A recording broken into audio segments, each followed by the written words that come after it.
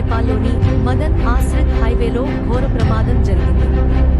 నేపాల్లో కొండచర్యలు విరిగిపడడంతో ప్రయాణికులతో వెళ్తున్న 2 బస్సులు త్రిశూలి నదిలోకి పడిపోయాయి. దీంతో డ్రైవర్లతో సహా మొత్తం 66 మంది ప్రయాణికులు గల్లంతయ్యారు.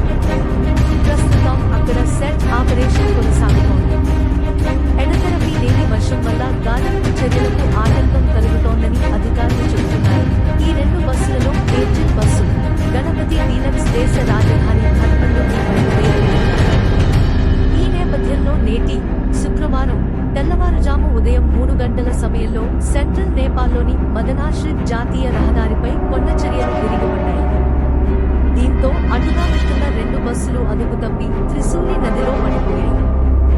నదీ ప్రవాహ తీవ్రతతో ఆ 2 బస్సులు కొట్టుకుపోయాయని ప్రభుత్వ ప్రతినిధి హిమానంద ప్రసాద్ తెలిపారు. ఆ 2 బస్సులలోని ఓ బస్సులో 24 మంది ప్రయాణికులు ఉండగా మరో బస్సులో 41 మంది ప్రయాణిస్తున్నారని పోలీసులు వివరించారు. గల్లంతైన వారి కోసం గాలింపు చర్యలు చేపట్టినట్లు వారు తెలిపారు. అయితే ఎడతెరపి లేకుండా కురుస్తున్న భారీ వర్షాలతో సహాయక చర్యలకు తీవ్ర ఆటంకం వాటిల్లుతున్నట్లు అధికారులు తెలిపారు. నేపాల్లో వర్షాకాలం జూన్ మాసంలో మొదలై సెప్టెంబర్ మాసంలో ముగుస్తుంది. ఈ సమయంలో ఇక్కడ భారీ వర్షాలు కురుస్తాయి. దీంతో సాధారణంగానే ఇక్కడ పరిస్థితి కొంచెం భయానకంగానే ఉంటుంది. విరివిగా కొండచర్యలు విరిగిపడుతూ ఉంటాయి.